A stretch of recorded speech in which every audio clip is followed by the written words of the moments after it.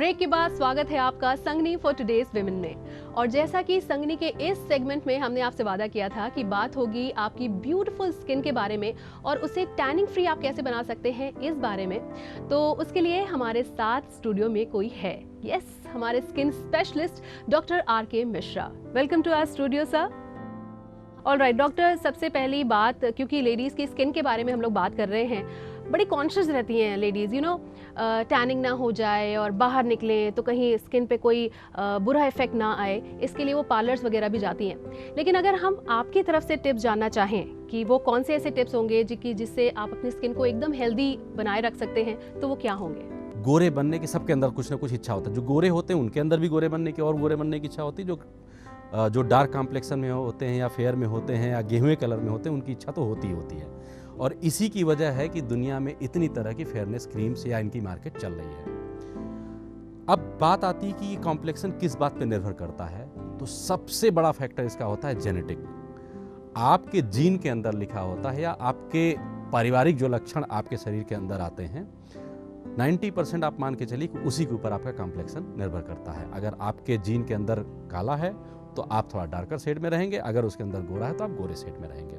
लेकिन फिर भी कुछ परसेंटेज तक, 10, 15, 20% तक अपना कॉम्प्लेक्शन आप सुधार सकते हैं या बिगाड़ सकते हैं। कुछ ऐसी रूटीन एक्टिविटीज़ होती हैं डेली मर्रे की एक्टिविटी में कि जिससे एक गोरा आदमी भी 20% काला हो सकता है या काला आदमी भी 20% गोरा हो सकता है। तो हम अपनी जीन को तो सुधार नहीं सकते हैं, तो हम जो एक्सटर्नल फैक्टर हैं, अगर हम उनको सुधार लें तो हमारा कॉम्प्लेक्शन कुछ परसेंटेज फेयर जरूर हो जाएगा। ऑलराइट डॉक्टर, जो दूसरा सवाल है कि स्पेशली लेडीज़ में डर होता है कि जब भी गर्मी में हम बाहर निकलेंगे, धूप जब तेज़ होगी और बाहर निकलने पे टैनिंग हो जाएगी और बहुत स्किन डल हो जाती है, तो ये कितना सही है? आपने बिल्कुल सही कहा। स्किन के कॉम्प्लेक्शन या लुक के लिए सन बहुत बड़ा दुश्मन है। एक्चुअली सन में हम ये कहें, सन की गर्मी नहीं, जो सन के अंदर अल्ट्रावायलेट रेज निकलती हैं वो स्किन की सबसे बड़ी दुश्मन मानी जाती हैं।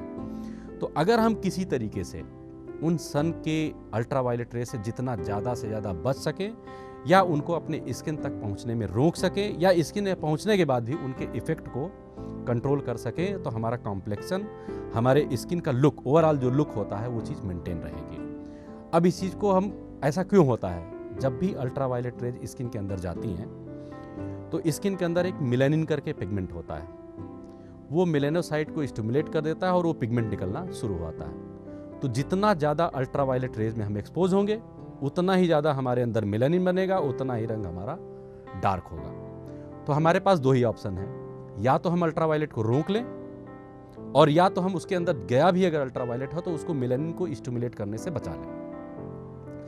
अब मोटे तौर पे हम डिस्कस करें कि हम इसको रोक कैसे सकते हैं। हम बाहर निकलना बंद नहीं कर सकते, हमारी चाहे ऑफिस की एक्टिविटी हो, चाहे स्पोर्ट्स की एक्टिविटी हो, हम अपने लाइफ स्टाइल को या अपने सोशल चीज़ों को बंद नहीं कर सकते हैं। अल्टीमेटली आप गोरे भी हो जाओगे तो अगर आप सोसाइटी में रहोगे नहीं तो आपकी कोई वैल्यू नहीं, घर में आप गोरे रहो कोई मतलब नहीं है।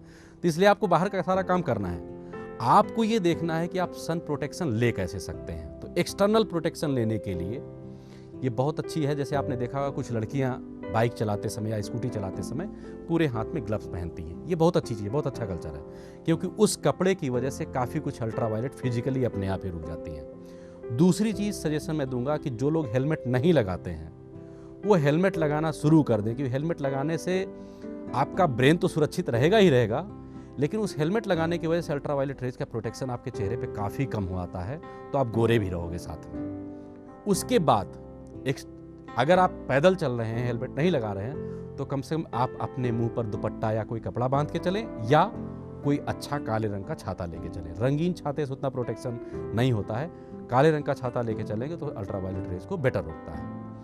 अगर इतना तो आपको करना ही है, मिनिमम इतना कर सके। उसके बाद कुछ सनस्क्रीन आती हैं, कुछ फिजिकल बैरियर के फॉर्म में, कुछ केमिकल बैरियर के फॉर्म में।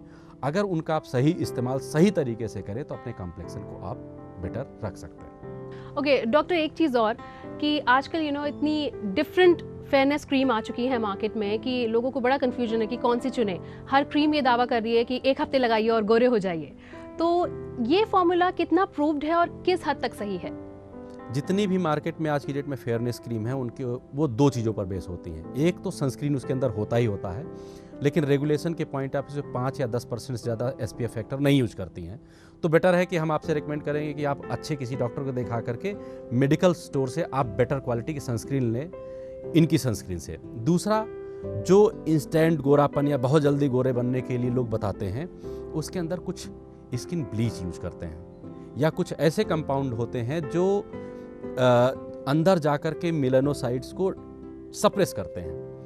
उनके साथ नुकसान क्या होता है, आपको अपना रंग फेयर बहुत जल्दी दिखना शुरू होता है, लेकिन ये कंपाउंड अल्टीमेटली सन से सेंसिटिव भी बहुत ज़्यादा होते हैं। तो अगर आप दिन में बाहर निकलेंगे तो आप जितने काले पहले थे उससे थोड़ा सा और 2 शेड ज़्यादा काले हो जाएंगे।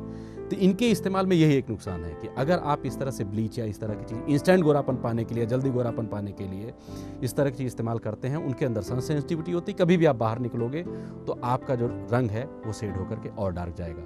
तो बेटर रहेगा कि आप किसी तरीके से ब्लीच या इस तरह को यूज करें, आप सनस्क्रीन सही तरीके से इस्तेमाल करें, धूप से सही तरीके से आप बचें, तो आपके लिए वो ज़्यादा लॉन्ग टर्म में बेहतर रहेगा।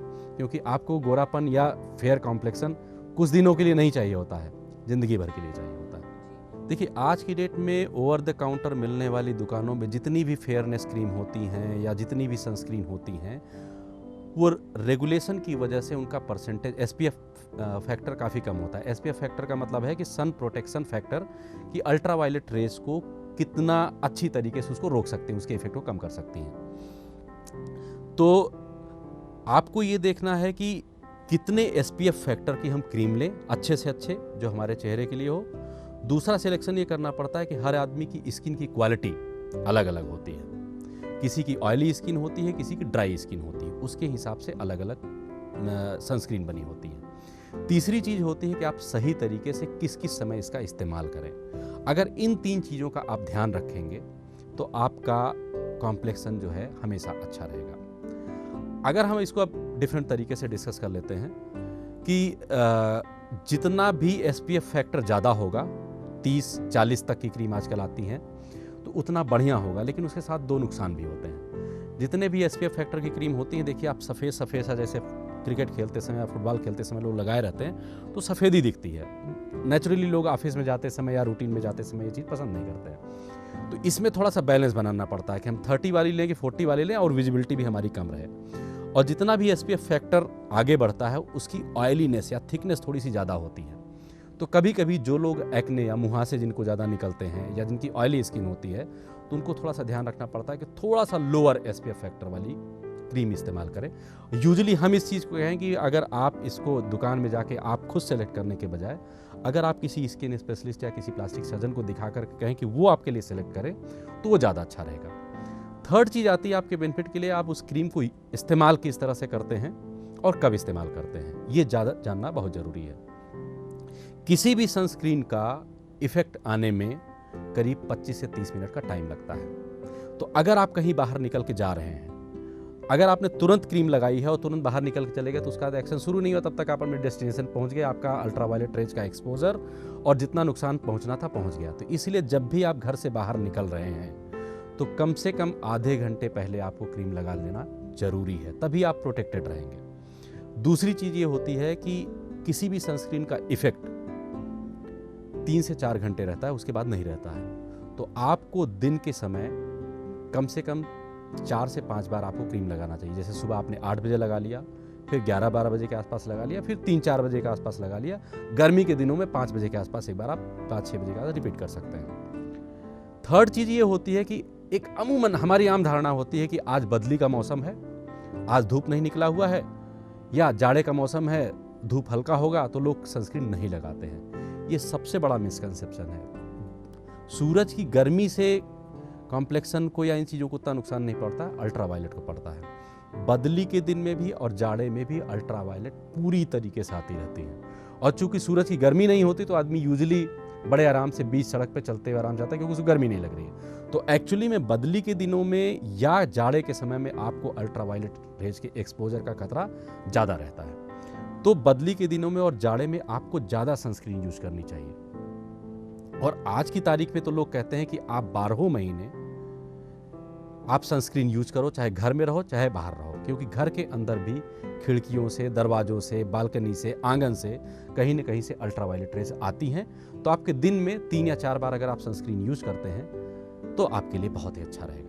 ओके डॉक्टर, एक चीज़ और चलते चलते जानना चाहेंगे कि कोई ऐसा फेयरनेस ट्रीटमेंट है मार्केट में जो सचमुच स्किन को बहुत फेयर बना सकता है? देखिए, कुछ ऐसे केमिकल पील्स हैं जिनको इस्तेमाल से ऊपर की लेयर एक हट जाती है, थोड़ा सा कॉम्प्लेक्शन बेटर हो आता है। लेकिन चूंकि हम लोग ब्लैक आते हैं, हमारे अंदर मेलानोसाइट बहुत ज़्यादा होता है, तो हमको बहुत ही कॉशसली उसका इस्तेमाल करना होता है। तो कभी भी जो रूटीन टाइप से रोड्स जाते हुए आप कोई भी सैलून, स्पा या कोई भी इस तरह से मिल जाता है, बॉडी केयर, जिम, इस तरह की चीज़ें, वहाँ पे नहीं कराना चाहिए, किसी भी स्पेशलिस्ट से कराना चाहिए। और उसके साथ कुछ चीज़ें और भी जुड़ी हुई होती है कि अगर आप कोई केमिकल पील या इस तरह की चीज़ करते हैं तो सन प्रोटेक्शन आपके लिए और ज़्यादा इम्पॉर्टेंट हो आता है, क्योंकि अगेन यहाँ पर भी होता है किसी केमिकल पील कराने के बाद अगर आप थोड़ा सा भी सन एक्सपोजर होगा तो आपके डार्क होने की संभावना ज़्यादा होती है। तो मोटे तौर पे अगर आप इतने कॉशस हैं कि आपका अगले आने वाले 1 साल के अंदर सन का एक्सपोजर तकरीबन ना के बराबर होगा, तभी इस तरह के पील पे जाना चाहिए। अदरवाइज कोई भी केमिकल पील या लेज़र पील हमारे हिंदुस्तान टाइप के जो स्किन का टोन होता है या जो हमारे यहाँ का क्लाइमेट होता है, जिस तरह से अल्ट्रावायलेट हमारे यहाँ पर आती हैं, उसके लिए बहुत ज़्यादा सूट नहीं करता है। तो ज़्यादातर इस चीज़ से बचें आप। Okay, thank you so much doctor कि आज आप हमारे स्टूडियो में आए और इतनी सारी बातें आपने हमारी संगनी सखीज को बताई। Thank you so much. Thank you. तो बस इसी के साथ वक्त हो गया है कि एक छोटा सा ब्रेक लें, बट ब्रेक पे जाने से पहले जैसे कि राशि आपसे कहती है कि अगर आपके पास कोई ऐसा सवाल है जिसका जवाब आपको लगता है कि आपको संगनी में मिल पाएगा, तो प्लीज प्लीज प्लीज लिख भेजिए फौरन से उसे। टाइप कीजिए संगनी, SANG, एक स्पेस लिखिए अपनी क्वेरी, एक स्पेस अपना नाम, एक स्पेस अपने शहर का नाम, और इसे भेजिए आप 562635 पर, या फिर आप हमें ईमेल भी कर सकती हैं sangni@etv.co.in पर।